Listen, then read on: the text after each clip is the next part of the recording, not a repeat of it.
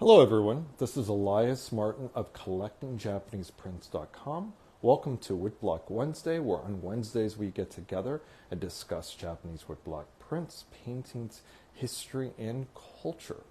I want to thank all of you for joining me today. And as always, all of my videos that are done live on Facebook are posted onto YouTube later in the day. So you could check out this video along with all of the others that I've produced. There's at least 100 of these Woodblock Wednesday videos on a variety of topics and subjects. So I encourage all of you to have a look. Now, on today's Woodblock Wednesday, I want to feature a topic that's really popular for collectors in both Sosaku Hanga and Shin Hanga genres. And one of my videos that I think has done really well on YouTube is a comparison between Shin Hanga versus Sosaku Hanga. And I think I've set today's conversation up in the same manner. I pulled some Sosaku Hanga prints and some Shin Hanga prints, and what they have in common is all of the works highlight a Moga, or modern Japanese girl. So without further ado, let's look at the table and have a look what I have today. So I'm going to back up so we could see the table. You could see a little preview of all the four works that we'll be discussing today. But I'll move on to the first work. And now that I have my cheat sheet in my hand, and I have all of the dates and the titles and everything, this work is by Onchi, Koshiro Onchi. And here's a book that highlights his body of work that came out recently for an exhibition. I think it was 2016 was the exhibition in Japan. And this is actually not a woodblock print, but a watercolor. It's a watercolor that highlights a design of, well, let me back up a little bit. Koshiro Onchi produced a series or a set of 4 prints that highlighted the 4 seasons, the Shiki sets.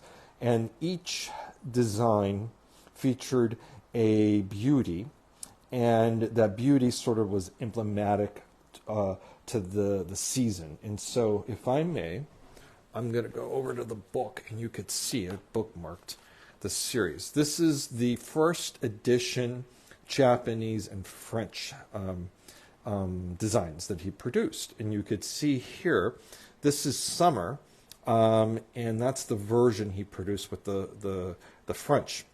However, that was done in 1927, and later, about 1930 actually, he reworked the series to be done for the Japanese market with just Japanese in the composition. So in this design, he created the cartouche to be much larger and included another character there. There's his signature, which is on the print, but it's embossed. And you could see the empty space here where the French would go. And he also reworked the design is the same, but the coloration's a little bit different. So the original version for summer had kind of like almost it was like a tan with orange and reds. And in this version, it's actually kind of a green, which kind of makes sense to my mind, because it's a design that's supposed to be I can't even talk. This design is supposed to represent summer, and so there's this wonderful sense of green, the green of summer that, around August everything is green, at least in Chicago, and maybe a bit overgrown, and so you kind of get the vitality of the summer, and of course, because this is a watercolor, he did this in preparation to retool the composition. And of course, for each of those designs, all 4 were reissued with just the Japanese. And this is the original watercolor that Onchi used to sort of retool the design, so he you could kind of see what he wanted to do. And the finished print of this version is very similar to this. Now, the finished version has more of a gray tone, where his watercolor is more green. And that second edition was published actually with a publisher. But there is a known self-printed example, and that example is actually very similar to this in terms of color. So that's kind of neat. And so I just wanted to show this design because it highlights the Sosaku Hanga aesthetic. And what does that mean? Well, many Sosaku Hanga artists, the vast majority of them, weren't exactly caught up with representing things in the most realistic way. In fact, they were more interested in showing or working in compositions that highlighted their own emotional state of mind, or wanted to capture a particular mood or emotional sort of mode of expression that highlighted something. And in this case, Onchi decided to do a 4-part series dedicated to the 4 seasons. And in this design, you really do get a sense of like I said, there's a strong energetic quality one would imagine that's associated with summer. There's also kind of almost like a heat to it. It almost looks moist and humid. And I could kind of see that being, Japan is one of the most humid countries in the summer. I could kind of see how this works quite well. And because it's a watercolor, it's much larger than the regular version. And in this case, as I mentioned at the very beginning of our conversation, it focuses on something that we're going to be discussing in all 4 works that I'll be showing you today. And so it highlights a design of a Moga, which stands for Madan Garu in Japanese, which is modern girl. And so Moga is an abbreviation of modern girl. And we basically see Mogas from prints from the 1920s and 1930s. And Moga is sort of a phenomena that occurred culturally in Tokyo in particular. Not to say that we didn't see that in other cities, we did. But in particular, in Tokyo, after the earthquake, there was a lot of focus of rebuilding the city and a lot of focus on the city. And so there was a lot new buildings and technology that was in place. They were, of course, very open to music, so jazz from the West was coming in. And because there were all these new jobs, younger people, particularly women, moved into the city and took those jobs. In fact, it was one of the first times that women in Japan could work on their own and live on their own without having a family unit. And so because they were on their own, they went out to clubs and met people and smoked and drank and danced and, had quite the life. And so the 20s were really important in a lot of ways to the culture of Japan. And these depictions of women, modern women, really sort of they highlight the newfound freedoms of the Taisho era. So Onchi certainly was producing a design that wanted to celebrate this newfound freedom that women were enjoying. And I want to show another work, another Onchi work, and same sort of subject. It's a modern girl, or a Moga. And I should point out, one of the reasons we know that both of these are Mogas is her hair. It's a very shortened hairstyle. Typically, up until this point in time, women had much longer hair. That's how they wore their hair. And in some cases, it was a heresy just to even think of cutting your hair. It was very shocking. I believe some women were disowned by their families to cut their hair, but many did. And they cut their hair or fashioned their hair in this in this shortened or abbreviated sort of version. So they would, if they didn't cut their hair, they would sort of move it around and style it so that it would look like it was sort of a bob haircut. And in this case, Onchi highlights that haircut quite well. And in both these designs, this one's a little bit more realistic than the other one. But in both designs, Onchi really showcases his interest in doing things his own way that's much more expressive. And in many ways is different from Shin Hanga, which we'll see. You'll see that the print has a particular kind of splatter of pigment throughout. And that is Onchi's very messy or wet printing technique that he's so well known for. And that technique, or that style of printmaking, is Onchi's famous for it, but it really illustrates Onchi's interest in printing work in a very spontaneous, enthusiastic manner. And certainly emotion was used to produce these prints. Onchi was not a reserved person and believed that emotion was an essential element in the production of making these prints. And so if we look at Onchi's work, if it's self-printed, there'd be a big challenge to find two impressions that look exactly the same, because Onchi loved variation in printmaking. And in this case, Onchi added a underprinting of blue to the face. It's a really interesting thing that you don't see on other impressions of this design. And it's not realistic at all. I mean, you could kind of see it in a way that maybe the light in this room might be sort of playing tricks, and you could kind of see a blue in the face. And here, I'm going to flip it over, and you could kind of see the underprinting of blue a bit more. I find that really fascinating. And so it's really expressive.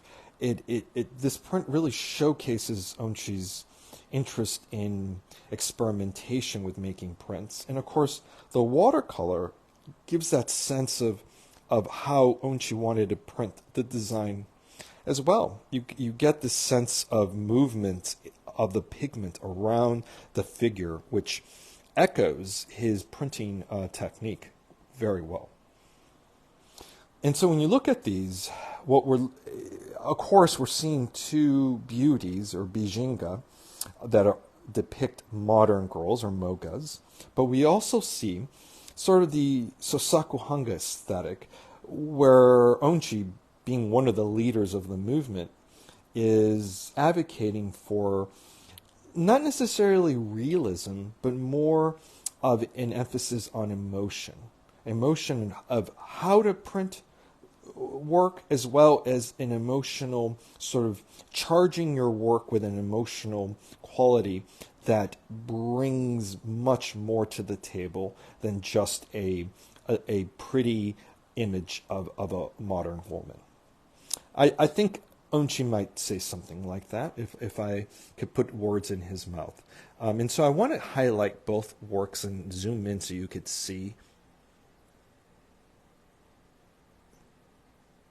I love this watercolor. It's a fantastic piece. And it being original, this is it, there isn't another one. And so I'm very fortunate to be able to show this to all of you. And it also happens to be available on my website. So if you're interested in learning more, go to collectingjapaneseprints.com.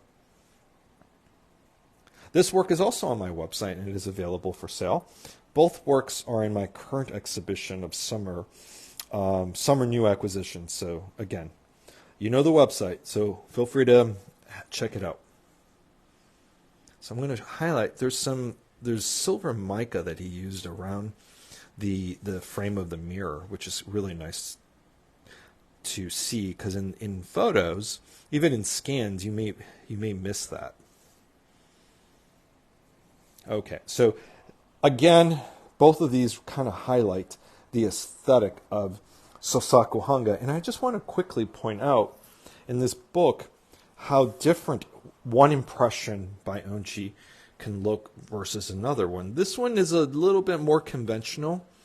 There's no blue underprinting in the face. There's a lot more white there. And so this might be more of a regular version, but even then, if we had another copy to compare this one to, we could see even within the regular version, if I could call it that, variations. And that's just what you get when you're dealing with Onchi's work. Now, the next work I want to highlight is by Takahashi Hiraraki, and he's also known by the artist named Shote. And this print is called Makeup Before Mirror, and it was done about 1927 through 1929. And Hiraki was known as a landscape artist, but he did produce some portraits as well as prints of dogs and cats and other things.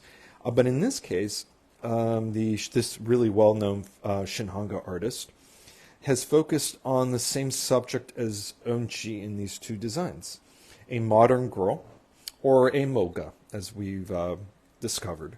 And here we see her hair in this, you could tell it's unmistakably a modern girl or a Moga, her hair, and then you see that curl right next to her ear, and she's basically curling her hair and fashioning it into place. And it's partially a nude. You have her draped in this kimono, and you'll see that the printing on here is just spectacular. The outline of the body is embossed into the paper that gives the paper a really rich, full thickness, and the female form moves closer to the viewer. It's really quite nice. And there's also a pink color that's been added to the outline of the figure that helps with the three-dimensional effect. And the background here is this wonderful circular, sort of smoky quality that you get from the beren, and then artisan rubbing the circular beren in the background. And this is basically all intentional, but showcases the hand-made sort of production techniques for something like this. I just think this is just stunning work. I'm going to zoom in so you could see.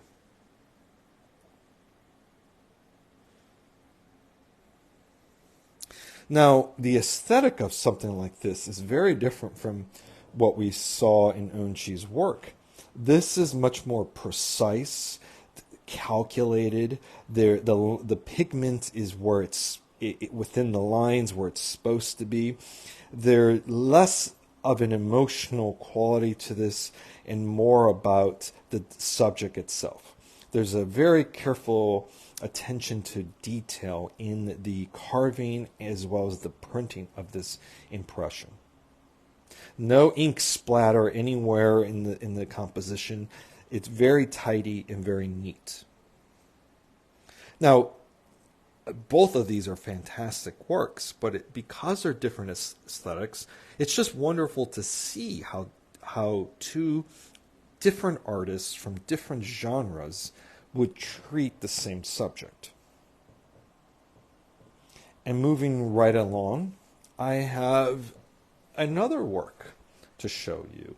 And this is actually a rather risque kind of design. I'm very surprised was not censored.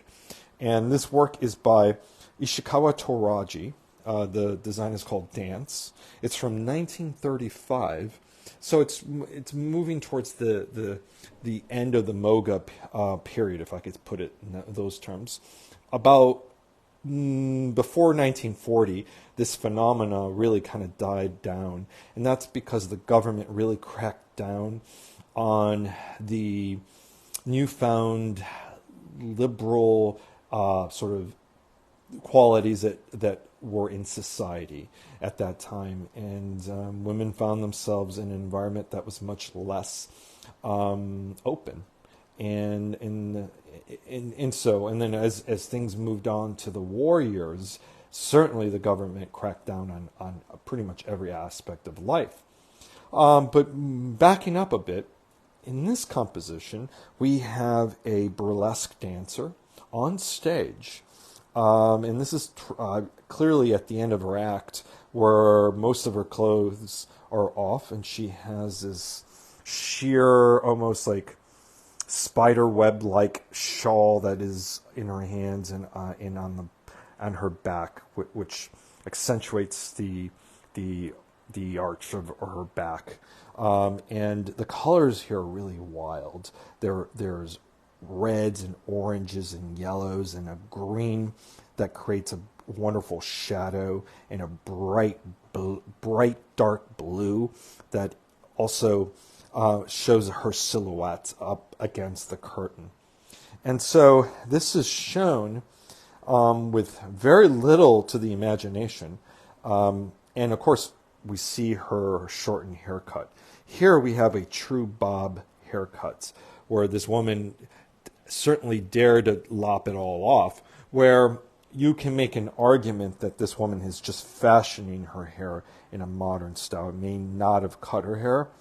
This one is also kind of unclear. This one looks shorter to me. But yeah, here we have the bob cuts that we see to this day. And so the printing on this is just fantastic. Very expressive, but it's still within the Shin Hanga sort of paradigm. So everything is precisely printed with a careful attention of keeping the colors where they should be. And there's also, I don't know if you can tell, there's this really wonderful sort of white light that creates a kind of circular halo. This is a spotlight that's coming in from the viewer's left side. Now I want to highlight here the artist's signature. And one other point I want to make that for connoisseurs, this is a true first state. It only has the name, one little cartouche here of the woodblock carver. I think that's Yamagishi.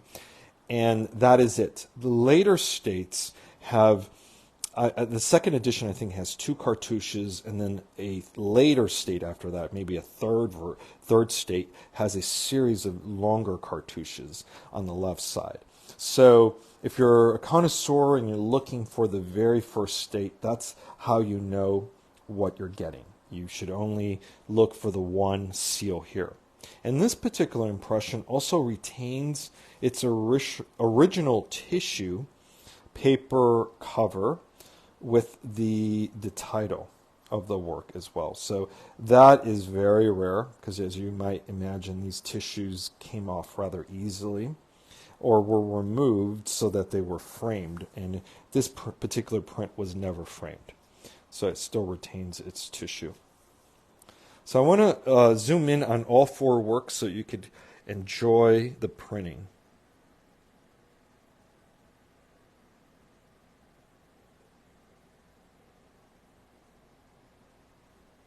That color is so rich. I particularly love the shadow in the blue.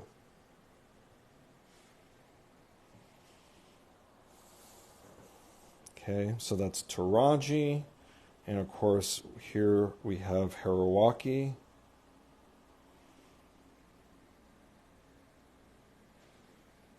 This print was done in only one edition, so you don't have to worry about particular seals. There's only one version of this design.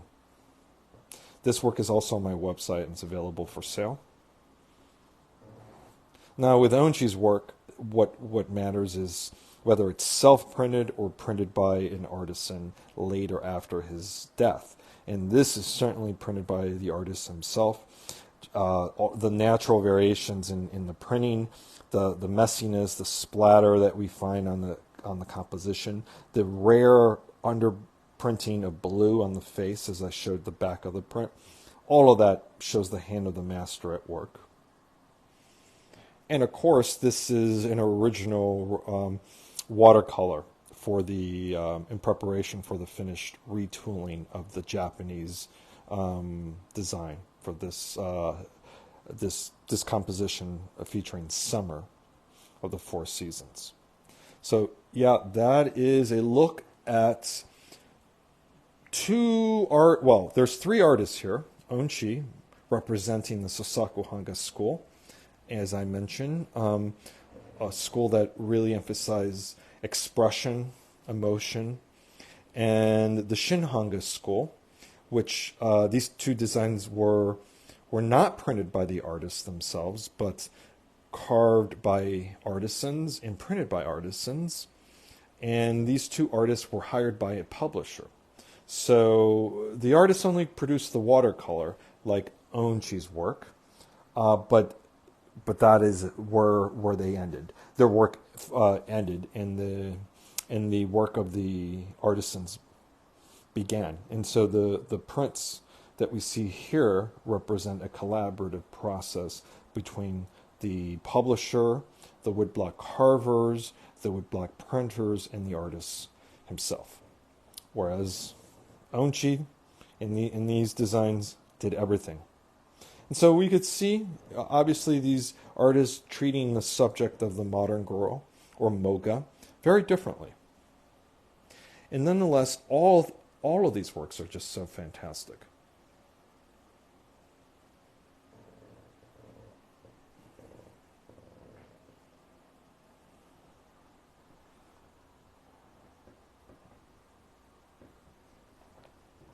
Well, I want to thank all of you for joining me on this installment of Woodblock Wednesday.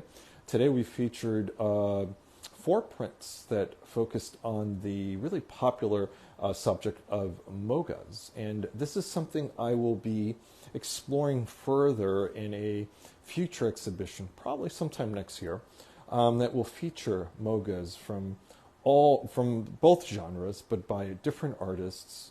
And I think this subject is so fascinating because it's not just that these Mogas represented newfound freedoms for women in Japan, but they were sort of emblematic of an entire period in Japan's history. And in some ways, sort of the female form became sort of a symbol of Japan's progress, not just socially, but from a technological side. And so we will be discussing all of that and looking at designs that highlight that kind of conversation in the future. But I really hope you enjoyed seeing these 4 original works that are so hard to find out in the world. And I'm very fortunate to be able to share them with you all. So thank you again for joining me on Woodblock Wednesday, and I look forward to seeing you next week in our next installment. Until then, thank you.